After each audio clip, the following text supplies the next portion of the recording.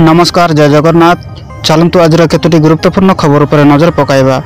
Video को like share subscribe करंतु जहाँफल जब भी मो चैनल माध्यम आपण मैंने सर्वप्रथम देखिपारे। चलतु डेरी नखरी खबर पर नजर पकाइबा। वर्षर प्रथम दिन में कृषकों बड़ घोषणा कले प्रधानमंत्री मोदी।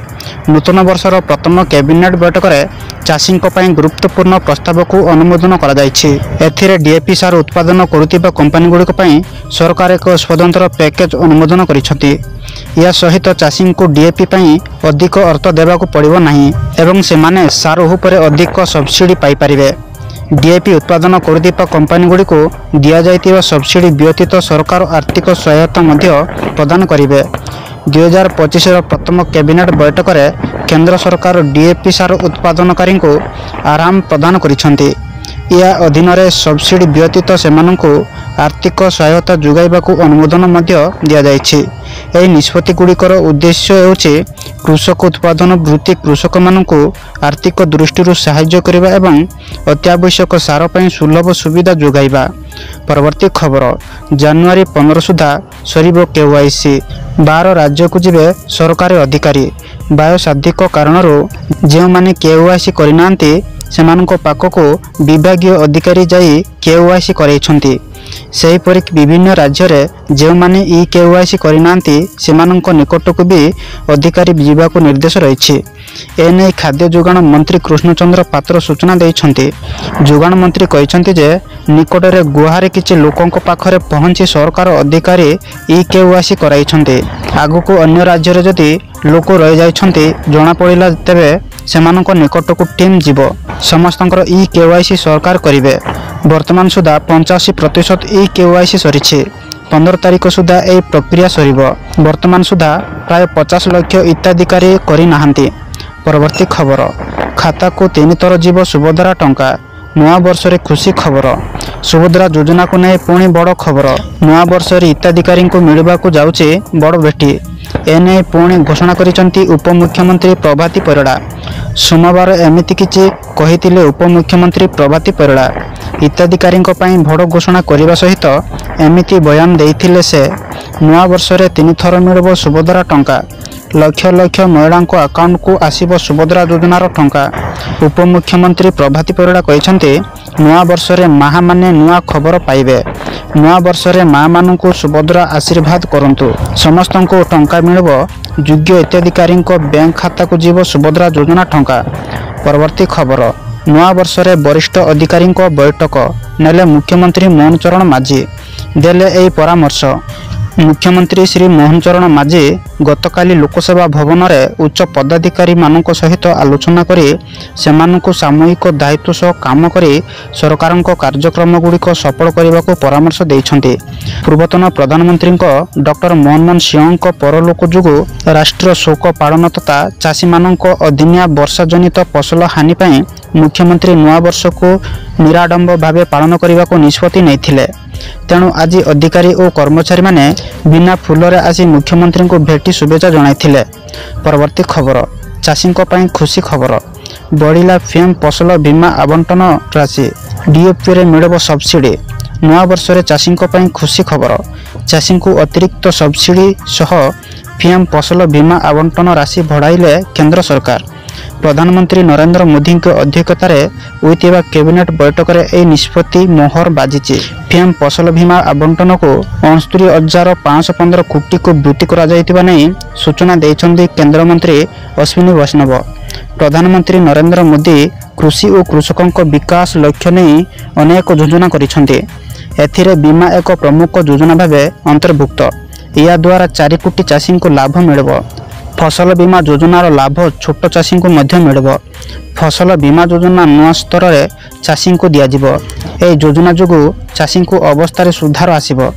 यूपीआई सरकार को ए स्कीम चाषी को पई ठीक भाबे काम करू नाही। तेणु फसल बीमा योजना को सरल करने को यार नियम एवं नियमावली रे संशोधन करा जिवो।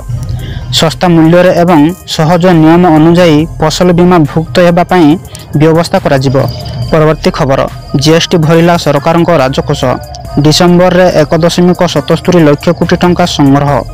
ଡିସେମ୍ବର 2025ରେ ବସ୍ତୁ ଏବଂ ସେବା କର ସଂଗ୍ରହରେ ବଡ଼ ଅଭିବୃଦ୍ଧି ଦେଖିବାକୁ ମିଳିଛି।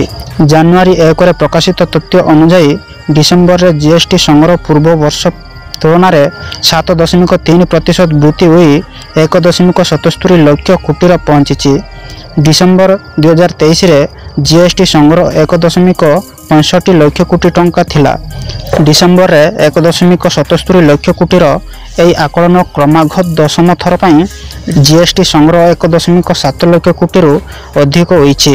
ତେବେ ଏପ୍ରିଲ 2026ରେ ସଂଗ୍ରହ ହୋଇଥିବା 2.1 ଲକ୍ଷ କୋଟି ଟଙ୍କା ଜିଏସ୍ଟି ସଂଗ୍ରହ ରେକର୍ଡ ଏବେ ମଧ୍ୟ ଅକ୍ଷୁଣ୍ଣ ଅଛି। ଏଥିସହିତ ଗତ 3 ମାସ ମଧ୍ୟରେ ଏହି ଜିଏସ୍ଟି ଅଭିବୃଦ୍ଧି ମଧ୍ୟ ସର୍ବନିମ୍ନ ଅଟେ। ତେବେ ପୂର୍ବ ତ୍ରୈମାସିକ ତୁଳନାରେ ଏଥର ଜିଏସ୍ଟି ସଂଗ୍ରହ ଭଲ ହୋଇଛି। ପରବର୍ତ୍ତୀ ଖବର, ନୂଆ ବର୍ଷରୁ ଜନ୍ମ ନେବେ ଜେନେରେସନ୍ ବିଟା। ଜାଣନ୍ତୁ ଏହି ଜେନେରେସନ୍ ନାମ ଓ ତାହା ପଛର କାହାଣୀ। ଆପଣମାନେ ବର୍ତ୍ତମାନ ସୁଦ୍ଧା ଜେନେରେସନ୍ ଅଲ୍ଫା ଓ ଜେନେରେସନ୍ ଜେଡ୍ ବିଷୟରେ ଶୁଣିଥିବେ, କିନ୍ତୁ ନୂଆ ବର୍ଷର ଆଉ ଏକ ନୂଆ ଜେନେରେସନ୍ ଆମମାନଙ୍କ ପାଇଁ ଆସୁଛି, ଯାହାର ନାମ ଜେନେରେସନ୍ ବେଟ୍ ହେବ। 2025 ଜାନୁଆରୀ 1 ଠାରୁ ଜନ୍ମଗ୍ରହଣ କରୁଥିବା ଶିଶୁମାନଙ୍କୁ ଜେନେରେସନ୍ ବେଟା ନାମ ଦିଆଯାଇଛି। ପୂର୍ବରୁ ଆମେମାନେ ଜେନ୍ ଜି ଓ ଜେନ୍ ଆଲଫା ମଧ୍ୟରେ ରହିଥିବା ସାମଞ୍ଜସ୍ୟକୁ ଶିଖିଥିବା ବେଳେ ଏହା ମଧ୍ୟରେ ଏକ ନୂଆ ଜେନେରେସନ୍ ଆସିଯାଇଛି। ସାଧାରଣ ଭାବେ ଯେକୌଣସି ଜେନେରେସନ୍ ନାମ ସେହି ସମୟର ଐତିହାସିକ, ସାଂସ୍କୃତିକ ଓ ଆର୍ଥିକ ଘଟଣାବଳୀର ଆଧାରରେ ସ୍ଥିର ହୋଇଥାଏ। କୌଣସି ଜେନେରେସନ୍ର ଆରମ୍ଭ ଓ ଶେଷ ସେହି ସମୟର ଯୁଦ୍ଧ, ଆର୍ଥିକ ବୃତ୍ତି ବା କୌଣସି ବଡ଼ ଟେକ୍ନୋଲୋଜିର ପରିବର୍ତ୍ତନ ଆଧାରରେ ରଖାଯାଇଥାଏ। ଏହି ଜେନେରେସନ୍ ସାଧାରଣ ଭାବେ 15ରୁ 20 ବର୍ଷର ଅବଧି ବିଶିଷ୍ଟ ହୋଇଥାଏ। ପରବର୍ତ୍ତୀ ଖବର, ନୂଆ ବର୍ଷରେ ଏୟାର ଇଣ୍ଡିଆ ବଡ଼ ଉପହାର। ଏବେ ଫ୍ଲାଇଟ୍ରେ ମିଳିବ ଫ୍ରି ୱାଇଫାଇ। ନୂଆ ବର୍ଷ ଅବସରରେ ଏୟାର ଇଣ୍ଡିଆ ବଡ଼ ଉପହାର। ନୂଆ ବର୍ଷ ଅବସରରେ ଏୟାର ଇଣ୍ଡିଆର ବଡ଼ ଉପହାର। ଏବେ ଫ୍ଲାଇଟ୍ରେ ମିଳିବ ୱାଇଫାଇ। ଏୟାର ଇଣ୍ଡିଆ ଘରୋଇ ଫ୍ଲାଇଟ୍ରେ ୱାଇଫାଇ ଇଣ୍ଟରନେଟ୍ ମିଳିବ।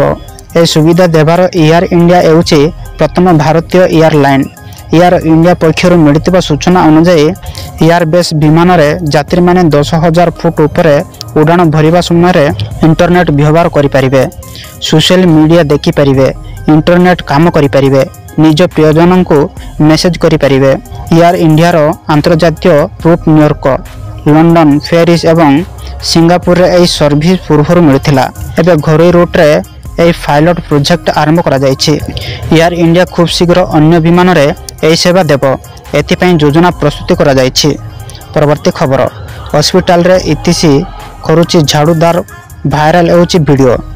ମୁମ୍ବାଇର ଏକ ସରକାରୀ ହସ୍ପିଟାଲରେ ଝାଡ଼ୁଦାର ଜଣେ ମହିଳା ରୋଗୀଙ୍କର ଇଜିସି କରିଥିବା ଅଭିଯୋଗ ହୋଇଛି। ଘଟଣାଟି ଗତ 28 ତାରିଖ ଗୋବିନ୍ଦ ସ୍ଥିତ ବୃହନ୍ ମୁମ୍ବାଇ ମ୍ୟୁନିସିପାଲିଟି କର୍ପୋରେସନ ଦ୍ୱାରା ପରିଚାଳିତ ଶତାବ୍ଦୀ ହସ୍ପିଟାଲରେ ଘଟିଥିଲା। ସିଦ୍ଦିକି ଝାଡ଼ୁଦାରଙ୍କୁ ଗାଡ଼ି କରୁଥିବାର ଭିଡ଼ିଓ ଭାଇରାଲ ହେଉଛି। ଇତିସି କରୁଥିବା ବ୍ୟକ୍ତିଙ୍କୁ ସିଦ୍ଦିକି ପଚାରିଲେ, ତୁମ ପୋଷ୍ଟ କ'ଣ?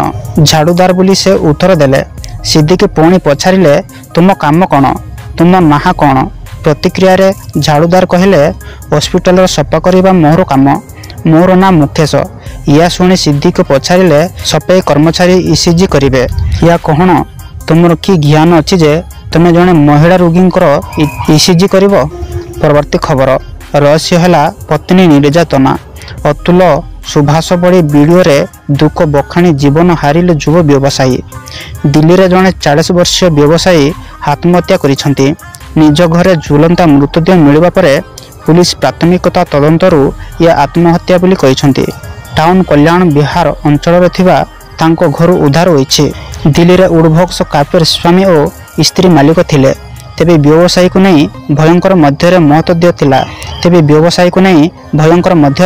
ମତଭେଦ ଥିଲା ବୋଲି ପୁଲିସ କହିଛନ୍ତି। ଖୁରାନା ଏବଂ ପର୍ଣ୍ଣିକା 2016ରେ ବିବାହ କରିଥିଲେ।